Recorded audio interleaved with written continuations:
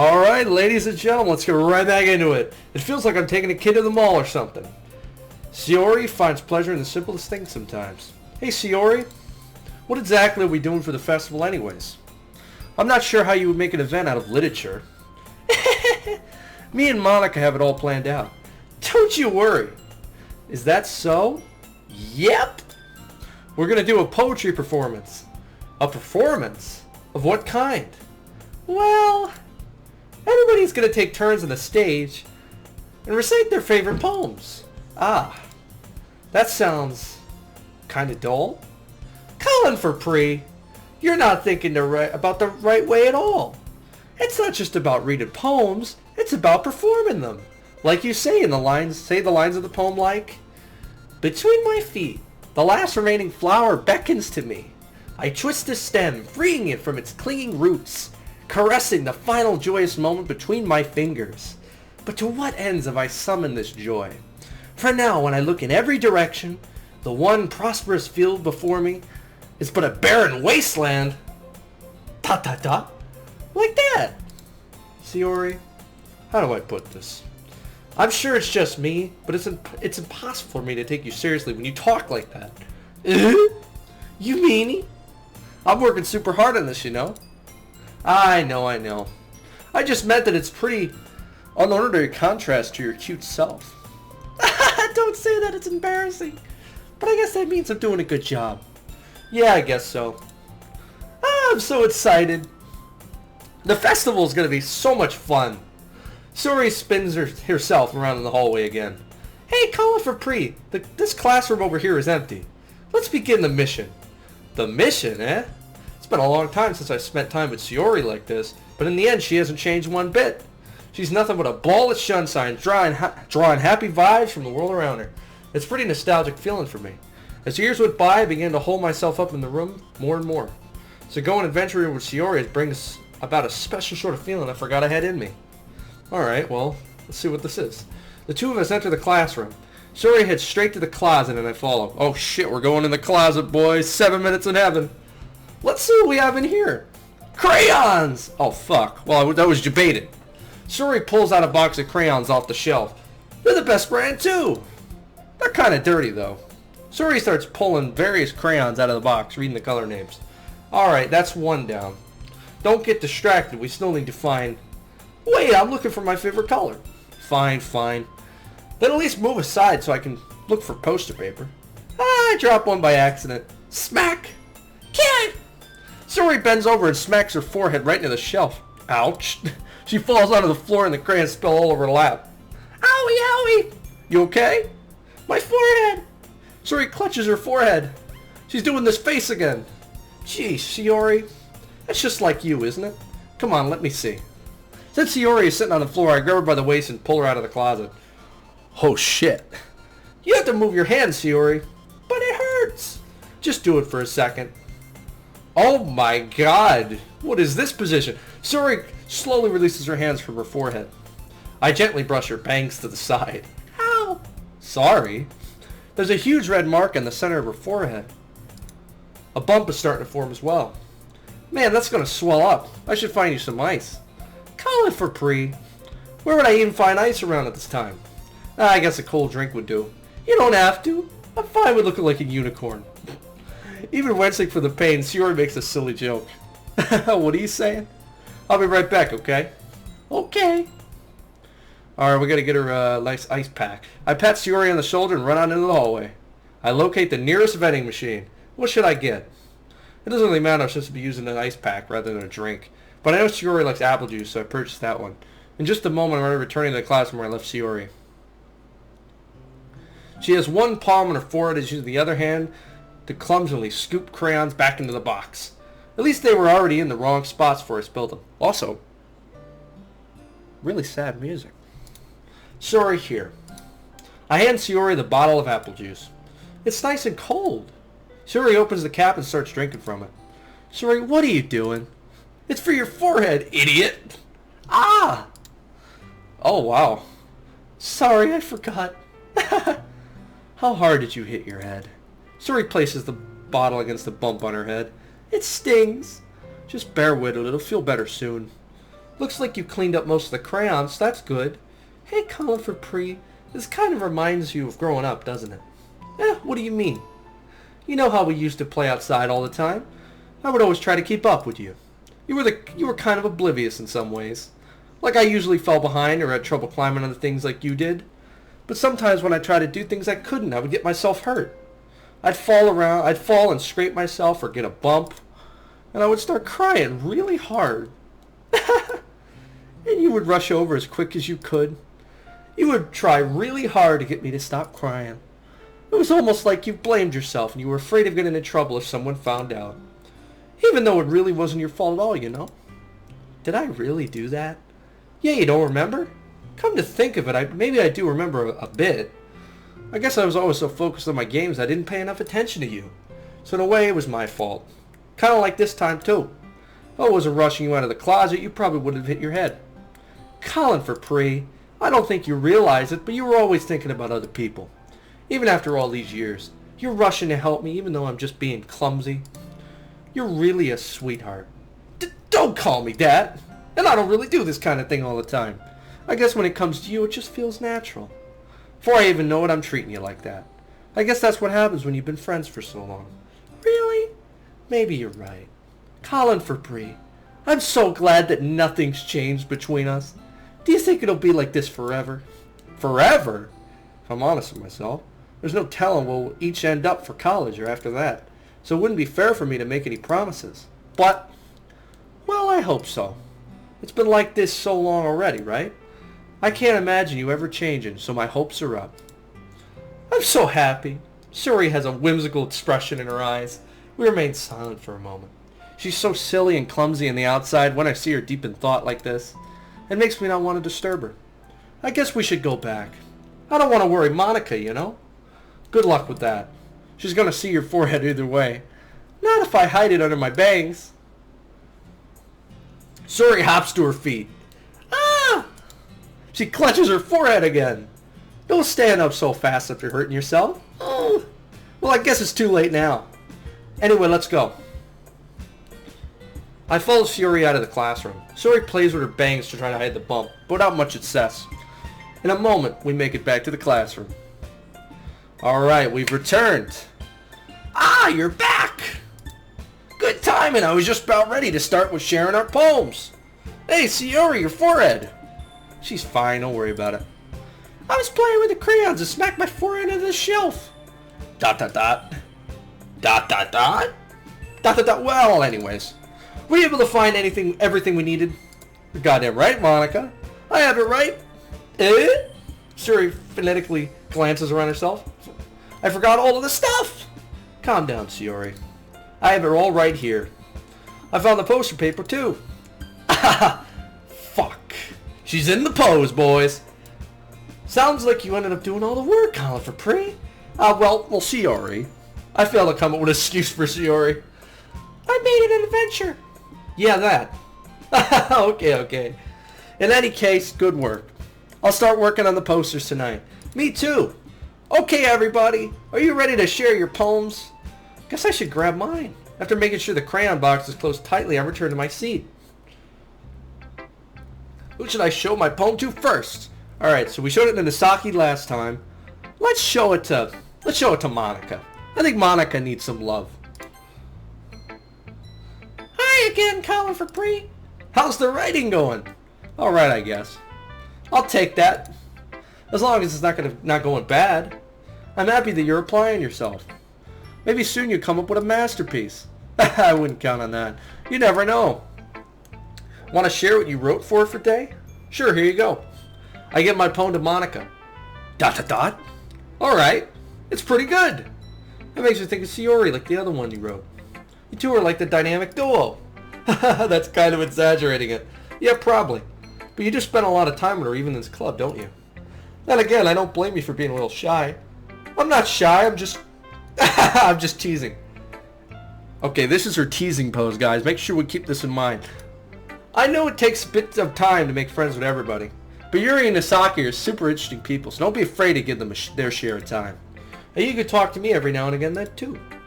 I'm not, like, unapproachable or anything, am I? No, it's nothing like that. I'm just getting used to being around her, that's all. Yeah. Sorry if I was putting pressure on you or something. I really didn't mean it like that. No, don't worry. I get what you're saying. Well, alright. But anyway, you want to read my poem now? I like the way this one turned out, so I hope you do too. Alright, let's take a look. Okay, so this is Monica's poem. Save me. The colors, they won't stop. Bright, beautiful colors. Flashing, expanding, piercing. Red, green, blue. An endless cacophony of meaningless noise. The noise, it won't stop. Violent, grating waveforms. Squeaking, screeching, piercing, sin, Kazman, tangent. Like playing a chalkboard on a turntable. Like playing a vinyl on a pizza crust. An endless poem of meaninglessness. Load me. What? Save me? Load me. Okay, this poem is pretty strange. That's pretty strange. She seems pretty unhappy, actually. I have no idea what load me means. I think we'll learn about that later. Maybe. I don't know. That's a strange poem. Strange that I've seen so far. It's even more abstract than your last one, huh? Yeah, she's proud of herself. She gives a post. I guess it's just the way I write. I'm sorry if you don't like it. No, I never said that. It's just kind of thing I never really seen before, I guess. I kind of like playing with my space on the paper. Choosing where and how you space your words can totally change the mood of the poem. It's almost like magic. The way I wrote the lines really short makes it feel like they're trying to speak over the noise. I see. It's still hard for me to tell what it's about, though. Sometimes asking what a poem is about isn't the right question. A poem can be as abstract as a physical expression of a feeling, or a conversation with the reader. So putting it that way, not every poem is about something. Anyway, here's Monica's writing tip of the, here we go again. Sometimes you'll find yourself facing a difficult decision. When that happens, don't forget to save your game. What the fuck is this shit? This is meta as shit. You know what? Just because she said that, I'm saving the game, boys. You'll never know when you might change your mind. What is this? Or when something unexpected may happen. What is this fourth wall shit? Wait, is this tip even about writing? No, Monica. What am I even talking about? That's my advice for today. Thanks for listening. That was fucking weird. All right, that was the weird. Okay. Let's go show Sayori. ... Colin for Pri. I really love your poems. I can't believe you've been hiding these from me. I'm not hiding anything. But your poems are so good. Yesterday's and this one too. You can't tell me you haven't done this before. I mean, you're really the only one who feels that way, so... Eh? No way! Not even Nasaki? Well, I guess Nasaki is the least likely to admit how much she liked something. But I don't think it's that. What do you mean? Well, I guess I'll be honest about it. It's a lot easier to write poems when I'm thinking about you. Ooh, boys. We're sliding in those DMs. Huh? What? Stop thinking weird things, idiot. I just mean you're a really expressive person, I guess. How am I supposed to write poems about my own stupid life? But you somehow make everything in your life an adventure. Even the littlest things. Like cooking. Let's not talk about that. So yeah, I guess what I'm saying is, I can feel more feelings through you than I can feel through myself. Oh boys. We have that kind of weird connection. Rainbow connection. It's your fault for getting in my business all the time. Eh? I don't know if I understand. Sigh. You never understand when I'm trying to explain things to you, do you, Sayori? I pat Sayori's head. Hey, I'm not a kid, you know. Are you sure about that? Maybe. Sayori starts fiddling with her pencil between her hands. Hey, Colin for Pri, will you give me your poem? I kind of want to keep it. Why?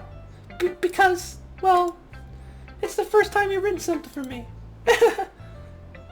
Explanation point? Sayori, you completely misunderstood. I didn't write this for you. Sigh. Are you even listening anymore? Well, whatever. I'll give it to you when we go home. Really? Snap. Aha! I broke my pencil. Sayori hastily bends down to pick up the pencil she dropped. But being so intuitive of her surroundings, she bumps right into me. Sorry. It's fine. I'll get it for you. I bend down and pick up the broken pencil. Sayori clutches the desk behind her to support herself, knees shaking. I'm a little clumsy today. Let's sit down, Sayori. Yeah! I grab Sayori's arm and help her sit at the desk. Anyway, I still haven't read your poem. Oh, sorry, I forgot about that. But it's not as good as yours. Jeez, don't worry. I'm sure I'll like it.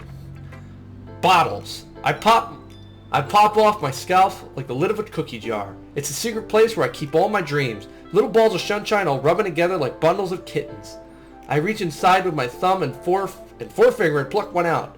It's warm and tingling, but there's no time to waste. I put it in a bottle to keep it safe. And I put the bottle on the shelf with all the other bottles. Happy thoughts, happy thoughts, happy thoughts in a bottle all in a row. My collection makes me lots of friends. Each bottle a starlight to make amends. Sometimes my friend feels a certain way. Down comes a bottle to save the day. Night after night, more dreams. Friend after friend, more bottles. Deeper and deeper my fingers go. Like exploring a dark cave, discovering the secrets hiding in the nooks and crannies. Digging and digging, scraping and scraping. I blow dust off my bottle caps.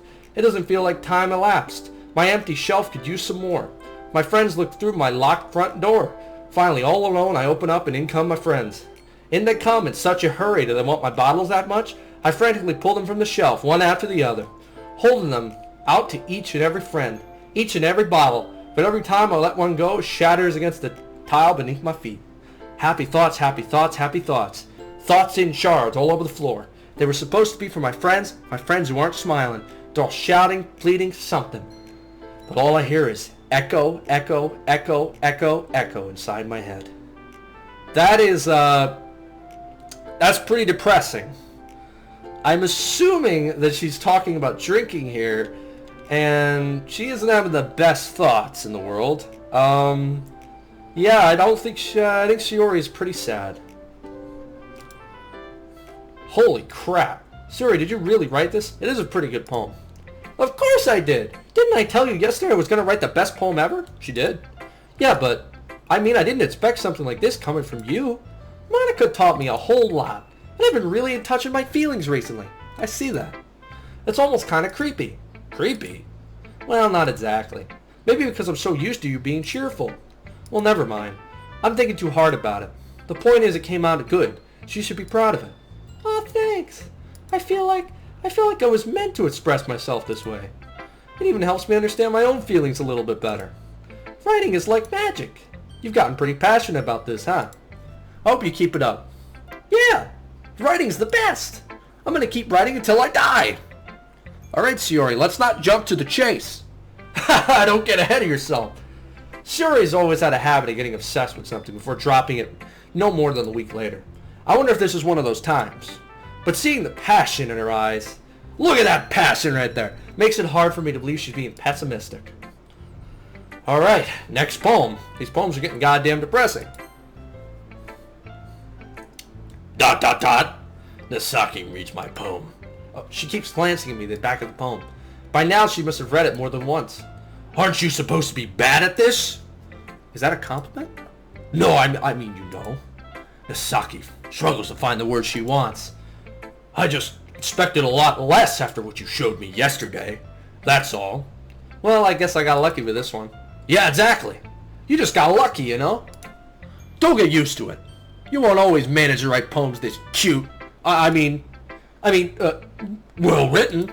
No, so that's how it is. My poem is cute, huh, Nasaki? No, why are you smiling? It's not like I like cute things. Yeah, Nasaki's a metalhead. Nasaki shoves my poem back towards me. Huh? Reading it again, I've decided that it's not so great after all. It's too cute and Doki Doki. That's the game.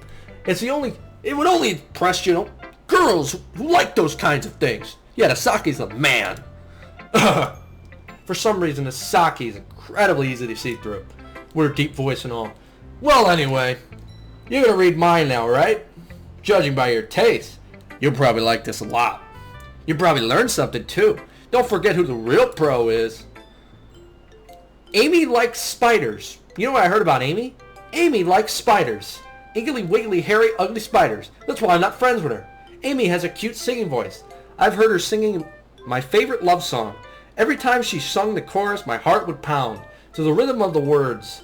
But she likes spiders. That's why I'm not friends with her. One time I hurt my leg really bad. Amy helped me up and took me to the nurse. I tried not to let her touch me. She likes spiders, so her hands are probably gross. That's why I'm not friends with her. Amy has a lot of friends. I always see her talking to people. She probably likes to talk about spiders. What if my friends start to like spiders too? That's why I'm not friends with her. It doesn't matter if she has other hobbies. It doesn't matter if she keeps it private. It doesn't matter if she doesn't hurt anybody. It's gross, she's gross, and the world is better off without spider lovers. And I'm going to tell everyone. This is a bizarre poem.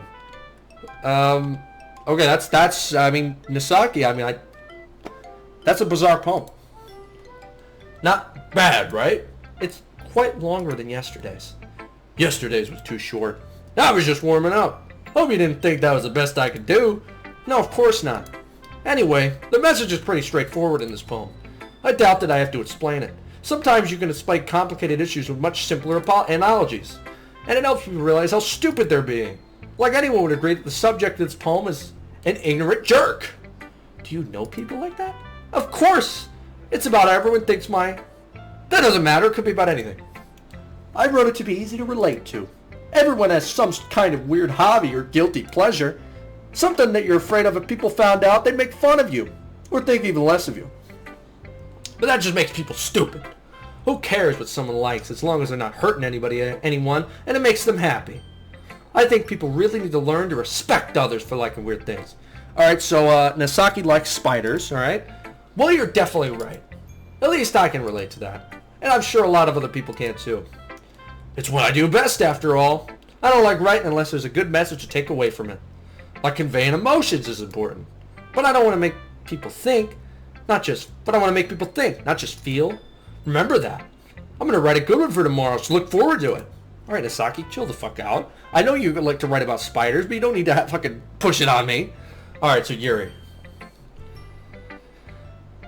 It's my turn? Let's see how it compares to yesterday's. I see. It's a bit different.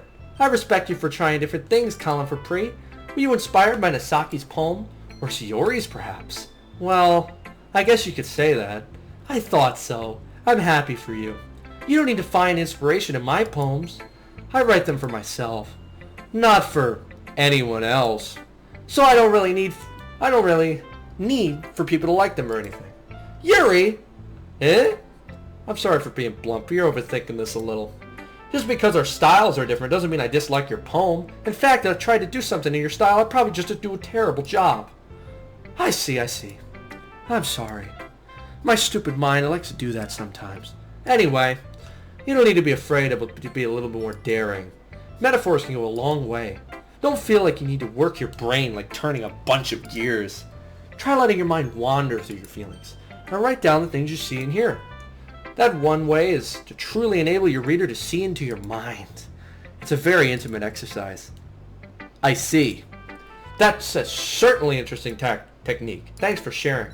I have, well, an example of that if you'd like to read it. Of course. Is this the poem you wrote for today? Yuri nods and timidly hands me your poem. Oh boy. The raccoon. It happened in the dead of night while I was slicing bread for a guilty snack. My attention was caught by the scuttering of a raccoon outside my window. That was, I believe, the first time I noticed strange tendencies as an unordinary human. I give the raccoon a piece of bread. My subconscious, aware of the consequences, aware of that the raccoon is fed, will always come back for more. The enticing beauty of my cutting knife was the symptom. The bread, my hungry curiosity. The raccoon, a wage. The moon encrypts its phase and reflects that much more light off my cutting knife. The very same light that glistens in the eyes of my raccoon friend. I slice the bread, fresh and soft. The raccoon becomes excited. Or perhaps I'm merely projecting my emotions onto the newly satisfied animal. The raccoon is taken to following me. You could say that we've gotten quite used to each other. The raccoon becomes hungry more and more frequently, so my bread is always handy. Every time I brandish my cutting knife, the raccoon shows me its excitement. A rush of blood, classic Peruvian conditioning. I slice the bread and I feed myself again. Is anyone getting any strange vibes from this poem at all? I'm getting some seriously strange vibes from this. It's getting a little creepy. All the poems today have been a little bit creepy. So Yuri's talking about slicing bread while having a raccoon. And they said in the beginning of the game to pay attention to the writers, to pay attention to the poems. So, and the artist is speaking through the poem. So this is pretty weird to me. Let's go on, I guess. It's getting horrifying. I was a little bit more daring with this one than yesterday. I can see that. It's a lot more metaphorical. I don't know if it's my fault, but I can't begin to imagine what this poem is about. That's right. It's a bit closer to my preferred writing style, using the poem as a canvas to express vivid imagery and convey emotions through them. Yeah, if I take it at face value, I can't quite figure out what it's supposed to mean. Well, I think it's something that different people can relate to in their own way. I wanted to express the way it feels for me to indulge in my more unusual hobbies. It's those sorts of things that I'm usually forced to keep to myself. So I sometimes enjoy writing about them. Ha, that's funny. That question mark? Didn't Nasaki also write something about that? About someone being ridiculed for a strange interest? Yeah, like the spider thing. Huh? She did? Yeah. She was talking about how it doesn't matter what you're into as long as you're not hurting anybody. She's right. I mean, does she really feel that way? Yeah. Sounds like you two have that in common. That's interesting. To me, she seemed like the kind of person who would make fun of my hobbies. But I suppose that's my fault for judging, isn't it? Please don't tell her I said that. Haha, don't worry, I have no reason to. Okay. Well, thank you for sharing it with me. After all, if I hadn't learned to embrace my own weirdness, I'd probably hate myself. I might be ranting a little bit now, but I'm glad you're a good listener. Okay, that was a strange poem day. Okay, everybody. We're all done reading each other's poems, right? I have something extra planned for today, so if everyone can come sit in front of the room. Is this about the festival? Well, sort of. Do we really have to do something for the festival? It's not like we can put together anything good in just a few days. We'll just end up embarrassing ourselves instead of getting any new members. That's a concern of mine as well. I don't really do well with last-minute preparations. Don't worry so much. We're going to keep it simple, okay? We won't need much more than a few decorations. Sayori's been working on posters and I've designed more pamphlets we can give out during the event. Okay, that's great and all, but that doesn't tell us what we're actually going to be doing for the event. Sorry, I thought you heard about it already. We're going to be performing! Performing? But, Monica? Yeah, we're going to be having a poetry performance. Each of us are going to choose a poem to recite during the event. But the cool part is, we're also going to let anyone else come up and recite poems too. Suri's putting it all on the posters in case anyone wants to prepare ahead of time. Suri, who's been coloring a poster, holds it up for us to see. Are you kidding me, Monica? You didn't start putting those posters up, did you? Well, I did. Do you really think that that's bad of an idea? Well, no. It's not a bad idea. But I didn't sign up for this, you know. There's no way I'm going to be performing in front of a group of people like that. I agree with Nisaki. I could never in my life do something like that. Imagining it, Yuri shakes her head in fear. Guys! No, Sayori. I understand where they're coming from. Remember that Nisaki and Yuri have never shared their poems with anyone else until a couple days ago. It's a lot to ask for them to recite their poems out loud to a whole room of people. I guess I kind of overlooked that. So I'm sorry. But I still think we should give it our best. We're the only ones responsible for the fate of this club. If we start the event and each put on a good performance, then it will inspire others to do the same. And the more people who perform, the better we'll be able to show everyone what literature is all about. Yeah! It's about expressing your feelings, being intimate with yourself, finding new horizons, and having fun. That's right! And it's those reasons that we're all in the club today. Don't you want to share that with others? To inspire them to find the same feelings that brought you in here in the first place? I know you do. I know we all do. And if all it takes is just standing in front of a room for 2 minutes and reciting a poem, Then I know you can do it. Monica, I'm inspired. ... Nasaki and Yuri remain silent. Sayori looks worried. I guess that leaves me no choice.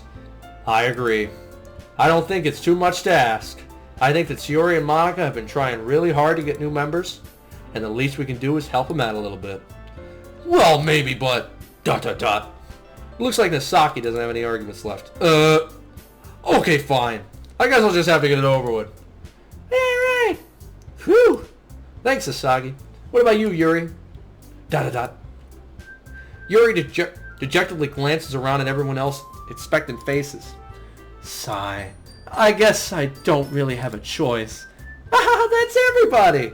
You're the best, Yuri! This club is seriously going to be the death of me. Jesus. Everyone's talking about death today! Oh gosh. You'll be fine, Yuri. Why is Monica sweating? But anyway, let's move on to the main event. I want each of you to choose a poem of yours. We're going to practice reciting them in front of each other. No way! Monica! This is too sudden! Well, if you can't recite your poem in front of the club, how do you expect to do it in front of strangers? Oh no. Don't worry. I'll start off to help everyone feel just a little more comfortable. Can I go next? Of course. Now let's see. Monica flips through her notebook to the specific poem she has in mind for herself. She then stands behind the podium. The title of this poem is The Way They Fly. Monica begins reciting her poem. Her clear, confident voice fills the room. More than that, her inflection is pristine. She knows exactly how to apply emotion behind each line she recites, bringing the words to life. Is this something she's done before, or is she simply a natural? I glance around me. Everyone has their eyes on Monica. Sayori looks amazed. Yuri has an intense expression on her face that I don't quite understand. Finally, Monica finishes the recitation. The four of us applaud. Woo! Yeah! Monica! Monica takes a deep breath and smiles. That was so good, Monica. Thank you very much. I was just hoping to set a good example. Are you ready to go next, Sayori? I'll go next. Huh? Yuri's fired up all of a sudden. Yuri clutches a sheet of paper between her hands and stands up. Fucking do it, Yuri. Keeping her head down, she walks quickly over to the podium.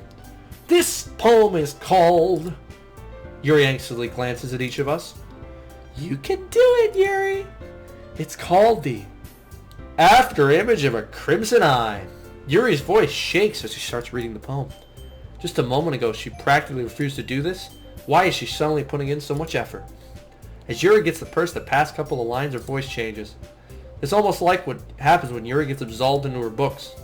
Her quivering words transfer into sharp syllables of a fierce and confident woman.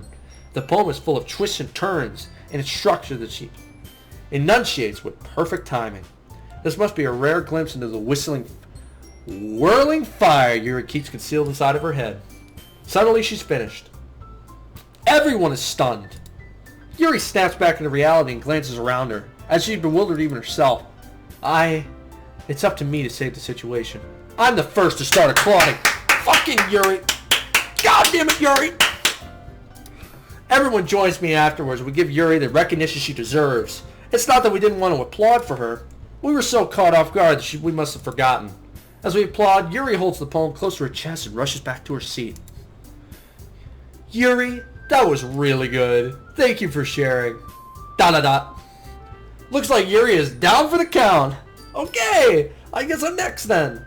Sayori hops out of the chair and cheerfully walks up to the podium. This one's called My Meadow. Sorry, I giggled. Sayori. It's a lot harder than I thought. How do you guys do it so easily? Try not to think of it like you're reciting it to other people. Imagine you're reciting it to yourself, like in front of a mirror in your own head. It's your poem, so it'll come out the best that way. I see. Okay then. Sayori begins her poem. Somehow it feels like her soft voice was made as a perfect match. The poem isn't aimlessly cheery like Sayori's is. It's sincere and bittersweet. If I were to read this on a piece of paper, I probably wouldn't think too much of it. But hearing it come from Sayori's voice almost gives it a whole new meaning. Maybe this is what Sayori meant when she said she likes my poems. It's like I get to reach more deeply into someone I thought I knew through and through.